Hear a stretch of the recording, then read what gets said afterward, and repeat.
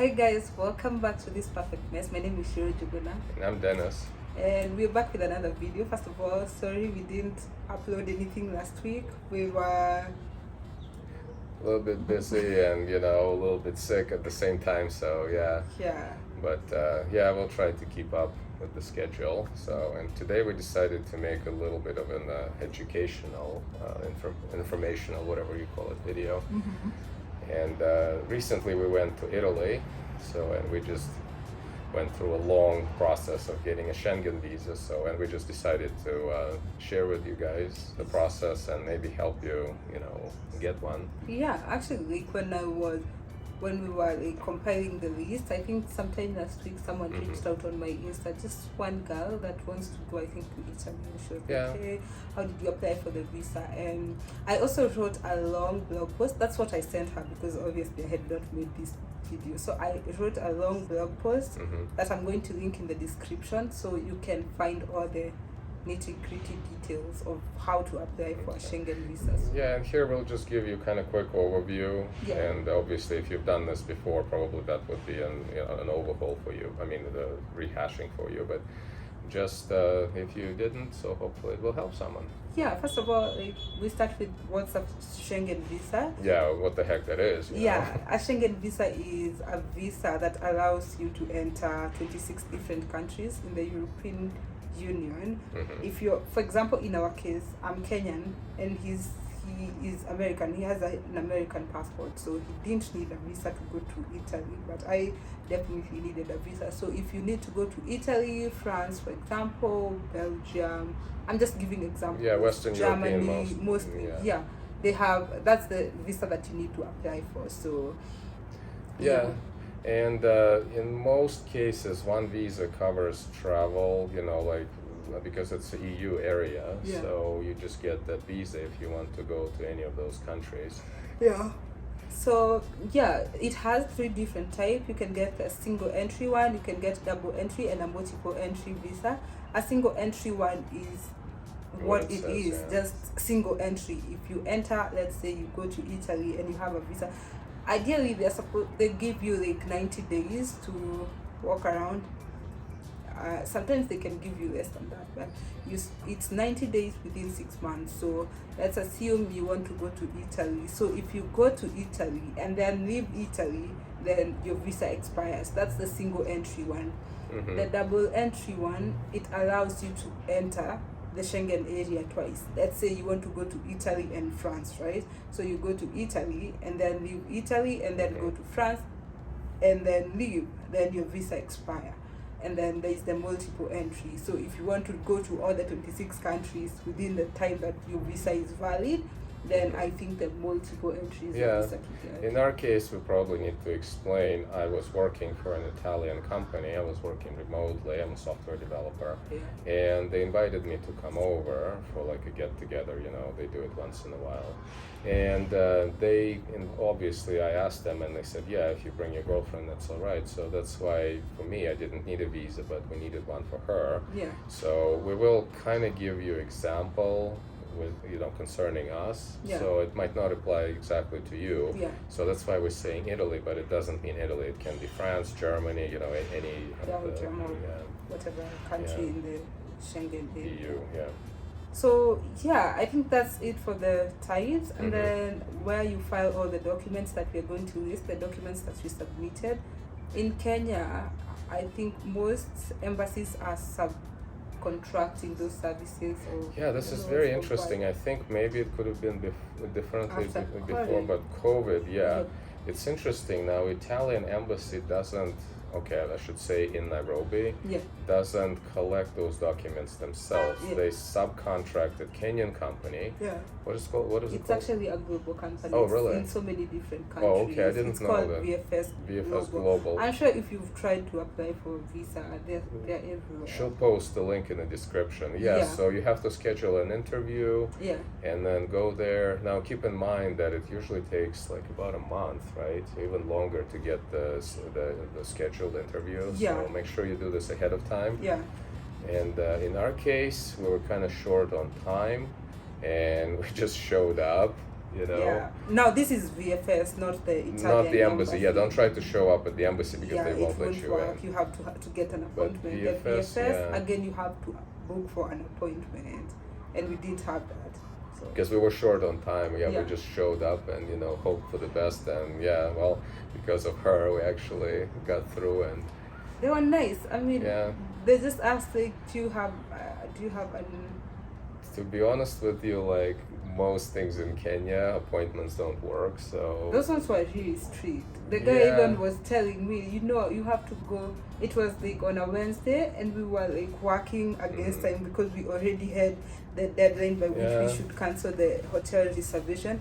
And the time he was telling me to go back for the scheduled whatever appointment, it was so close to that day, and I was like, I am risking like so much money. Could you please I had Yeah, to you like have to beg plead with him. them, yeah, so, but- And then he told me that if you have to come tomorrow, now the following day you have to be here by I think he told me 9, and I had to go get documents because I had some missing documents. I had to go get them from my school. Yeah.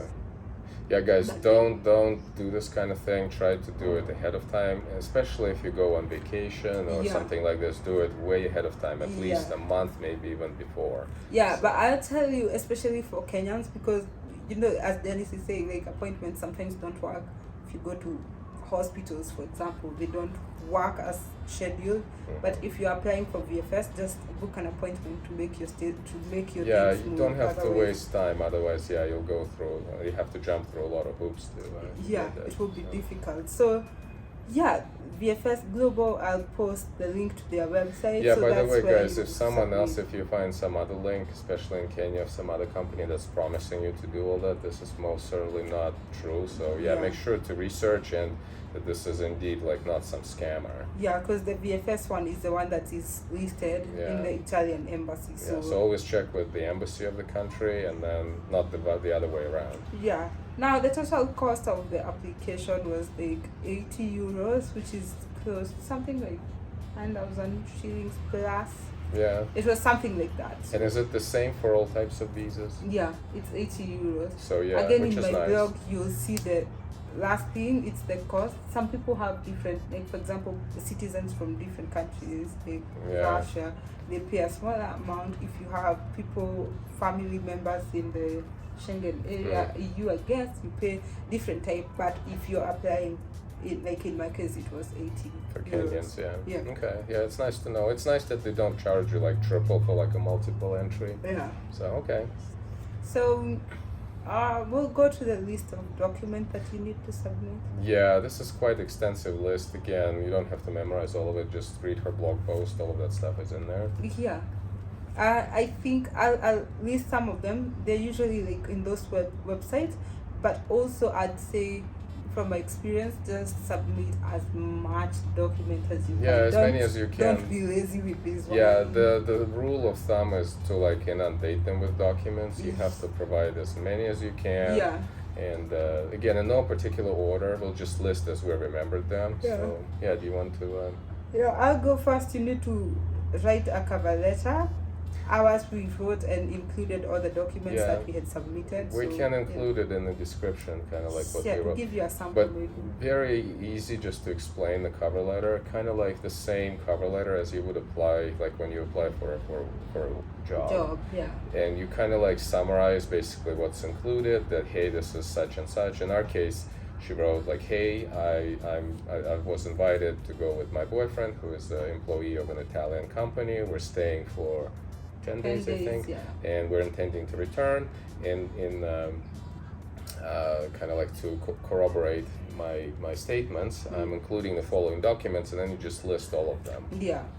So that's the cover Cover letter, letter, yeah. and then you obviously have to get the passport, and your passport has to have 2 blank pages, and it has to have been issued within 10 years. Again, these for Kenyans might not be a big issue, Yeah. being issued within 10 years because ours expire in 10 years. Like for Yeah. example, if you get a passport in 2022, it expires in 2032. So that doesn't apply, but I think them stating it means there are countries that have Yeah, more. probably shorter duration passports, and yeah, make sure that the passport is valid for international traveling, and Yeah. I think it has to have 2 pages, blank Yeah, pages, 2 blank pages. because they will stamp visa in those pages. So. Yeah. COVID vaccination certificates at that Yeah, point. it might change in the future, hopefully, but yeah, Yeah. they required it from us that we were vaccinated. Yeah. Also, there is travel insurance, which has to cover a minimum of 30,000 euros. Hmm. That one you check with the country where you're applying from, like what the embassy accepts. Mhm. For us, we paid like 30 USD, which is like 3,000 and something for Yeah. our travel insurance. Yeah, there are quite a few companies. Again, make sure to get the list from the agency that's helping you or from the embassy itself. Yeah. Don't just go with some company that promises you to provide it. So, Yeah. yeah, usually it's quite inexpensive. We showed up. It didn't take long, right? We just Yeah, paid, it was filled like out the 20 form. minutes. Yeah. So we included an invitation letter. Now, depending on what you're going to do, this might not apply to you. If you're going for vacation, you're not invited. Yeah. This might not apply to you. Yeah. But we had an In invitation our case, letter. invitation from my employer Yeah. that said that, hey, Dennis is employed at the company information, it's written on the page that has company logo, all the information, the Yeah. contact form. And then they said, and we're inviting Wanjiro to go with him Yeah. for 10 days, so, So we had the invitation letter from the guy, obviously, and his copy of ID. from the guy, she means the owner of the company. Yeah, the owner of the company, and also we had the contract of employment. Mhm. Now for Dennis, because we were invited. If you're not invited, this doesn't. Yeah, for me again, it's just kind of like to provide as many documents as possible to Yeah. prove that this is what I'm saying and this is true. Yeah. And the contract just to show that I was employed. Yeah. You don't have to like submit the whole like 100 pages. For me, I just kind of like took the front and the back with signatures and stuff. So because obviously they wouldn't be reading the whole thing. Yeah, I also submitted my student ID. At the Yeah. time, I was going to school in Strathmore, and this is, guys, you have to understand that the main thing that you have to do, like your main job, is to prove that you're going to come back. Yeah. So if you have something going like school, they obviously know that you're going to come back. So because I had the student ID, that was not enough. So I went and took the documents, and they said you have to get a letter from the school. So I went to the school principal, and then the principal of the department what I was studying, and then she wrote a letter like she's a continuing student, blah blah. And then so if that doesn't apply to you and you're employed, let's say in Kenya, you can take like a letter from your company and also let them include that you are on leave for the specific days that you're going. Yeah, basically, like Shira said, anything that can prove that you will come back. Yeah. Because the main thing with all these documents, when you go to the embassy, they have a presumption against you that you will stay in that country. Yeah. And your job, in quotes, is to prove that no, I will come You back. will come back. Yeah. So you have to prove anything, let's say if you have, I don't know, relatives that need your, that need you to be back in Kenya, let's say if they're sick, or if you have kids that stay, you Yeah. have to prove that, okay, I'm not interested to stay in the EU area, I'm coming back. Yeah. So obviously, like her student involvement, being a student, that meant that she needed to come back to continue her education. Yeah. So that's a good reason to show them. So also there's passport size photos. This has to be 35 by 40 millimeters. It has to be colored, and it has to 70 to 80% has to be your head. So Yeah, don't wear sunglasses. Don't Yeah. put a lot of makeup or something. It has to be you. You, yeah. I mean, and they have to be two. One is attached to the application form, and the other one is what is attached now. Yeah, to the good thing is that most kind of like Photoshops in town, they know how to make them, so they can suggest, and they can Yeah. make it for you. It costs, how much was it? It was like 600 for 6. Something Kenyan like this, shillings, depending yeah. on where you go. Yeah, it's relatively cheap cheap, because yeah. obviously you have to spend way more money on Yeah. other things, so that's not much money. Yeah, make sure the pictures are good, that they show like recent ones. By the way, don't take your yearbook photo or Yeah, something, yeah. because you don't want to. Oh yeah, they stuck. say it has to be taken within 6 months. Yeah, you have to just like literally go like right before and just make like recent pictures. Yeah, there's also a copy of your bank statement because you have Okay. to show that you are financially able to take care of yourself while there. So Yeah, this the can, same reason, by the way, so that yeah, financially plus also that when you come back, you had something that you have in the country, like in Kenya, yeah, that you will come back to. yeah. So you have, and this bank statement have to be certified by your bank. Basically, it's just getting a stamp Yeah, from your bank. when you go to your bank, they'll probably charge you a little bit for this notarized or certified service. So Yeah. it's just basically a stamp that says like, yeah, this is legit, and it should show your bank's account, how much money you have in the bank, because Yeah. that's what they need. Yeah. So obviously make sure that you have more than like 50 shillings in there. So you know, don't just go and show like, hey, here's my empty Yeah, bank account. it has to be some. I don't know something. how much, you know, you have, the more you have, the better, obviously, but yeah. something that will, again, not compel, but will attract you to come back to Kenya. Just don't show them that you're broke, basically, you know, Yeah. in that statement. So there is hotel reservation. Oh, yeah, Obviously, that's another they don't one. want you to sleep on the streets. Yeah, they don't want you to be homeless when you go to like a area. So. Yeah, and also a copy of the ID of the person you're traveling with. I gave the passport. So Yeah, because I wasn't applying, I just gave her a copy of my passport Yeah. to show like, okay, I'm a like legit person, you know. It's not something that someone that you just came up with. Yeah. Also, you can submit.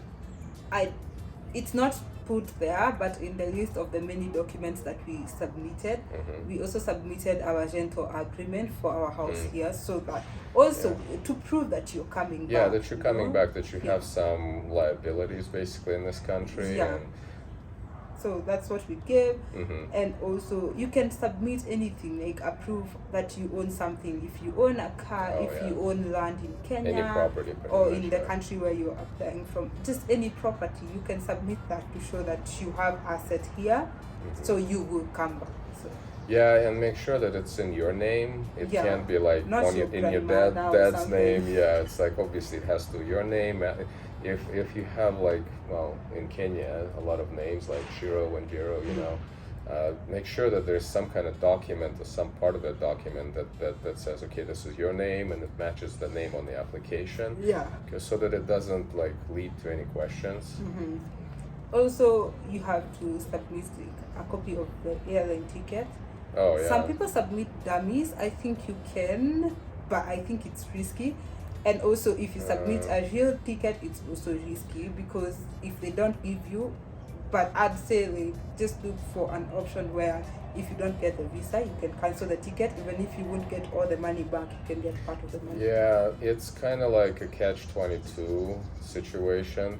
Let me explain. Basically, the embassy wants you to show them the airline ticket. Yeah. But for you don't want to buy airline ticket if the visa isn't issued. So it's Yeah. kind of like you think like, okay, what if I buy it, but then you don't get the visa? So what am I supposed to do? Lose all the money? Yeah. So yeah, it's a little bit of a trap. Yeah. Now what we did, I went with what's the United Emirates, I think. Qatar. Oh, Qatar Airlines.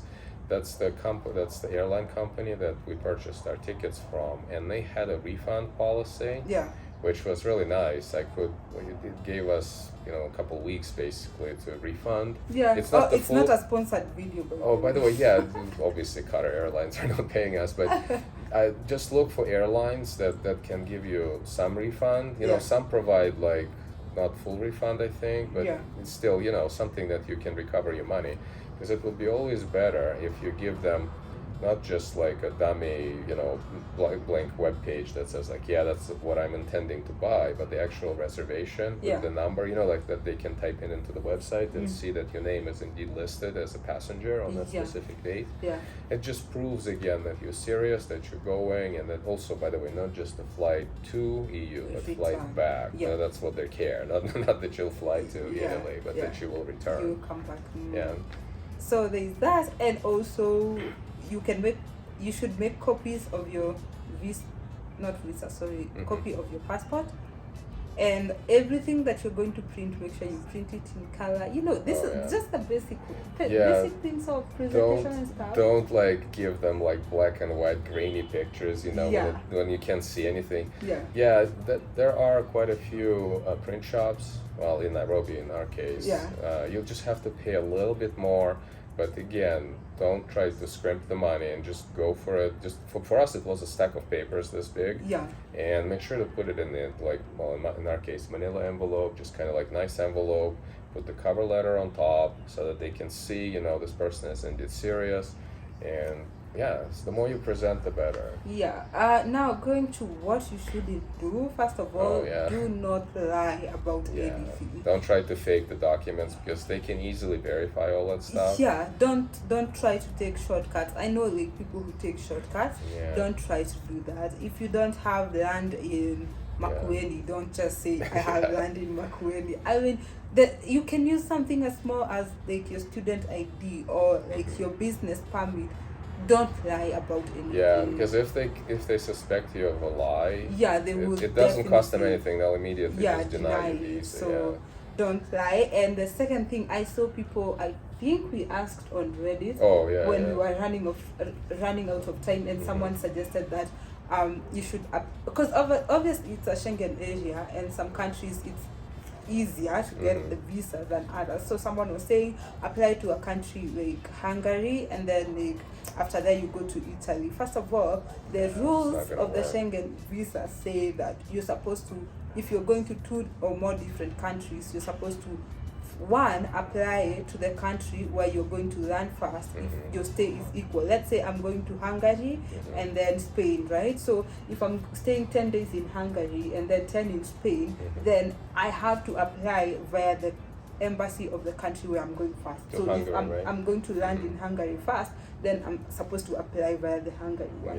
So if I'm staying in Spain, so if that's in the case of like equal days. If it's more than, let's say I'm staying 20 days in Spain and 10 days in Hungary, I'm supposed to apply via Spain. So you don't want to do that. And also like if you're just going to one country, you don't want to have to go to another country, and then when you're coming to this other one, you'll have questions to answer. In our case, like when we were going to Italy, if we decided this kind of like circuitous roundabout way of applying to Hungary, because the reasoning of the Reddit people was that Hungary is easy to get Schengen visa from. That's why you apply, then you kind of quickly go to Hungary and then to Italy. It's not going to work. You don't want to go to Hungary and then they'll tell you like, sorry sir, you can't go anywhere else, because the visa will have the actual name of the country stamped on it. So you don't want to get stuck in there. We would have had to stay in Hungary for let's say 12 days so that it outnumbers the number of Italy, and that would have written the purpose. So unless you want to stay in Hungary instead of your actual country, don't do this. Just be honest and try to apply before time so that it reduces this pressure of having to go to another country. But if you're going to 2 different countries, then you have the advantage of applying to I'd say an easier one. But I think at the end of the day, these countries have almost the same stipulations. So it doesn't mean that if you don't have proof of financial capability, that Hungary is going to allow you in. So I think there is no shortcut if you ask me. Don't try to. It's also not hard to get a visa, I think. So.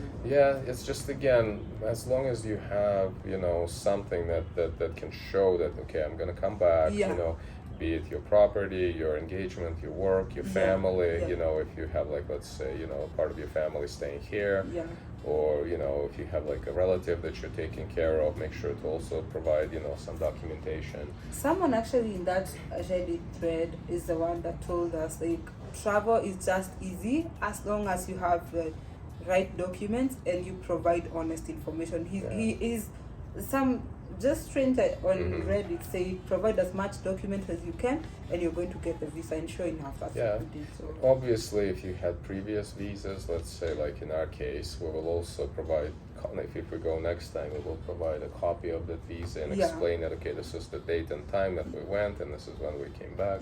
So obviously that will also help. It's improves your credibility. So I think the first one is the hardest, so the rest of the time I think it should be fine. So also be on time if they invite you for an interview. Don't show up 2 hours late. Just be there on African time, guys. Yeah. Yeah. European countries are very punctual. Like definitely Western European. Yeah. And you can't just like assume that if they scheduled an interview at 10:15 that you can show up at 10:30. So yeah, just make sure to show up even early, like 10 minutes early. Yeah. Because you'll probably have to pass security to get into the building. So yeah, don't jeopardize all the work that you have done over this stupid little delay. Yeah. So be on time, and the last one I'd say all the best. I think you're done. Yeah, absolutely. Now the thing is, it's just you have to. I know it's a long process, but you just have to, go through it, and the more, like the next time would be easy. Yeah. And yeah, it's fun, because you know that you will have a good time. It's just a little kind of like a red tape or bureaucracy that you have to go through. Yeah. To prove that you will come back. So yeah, I'll say all the best.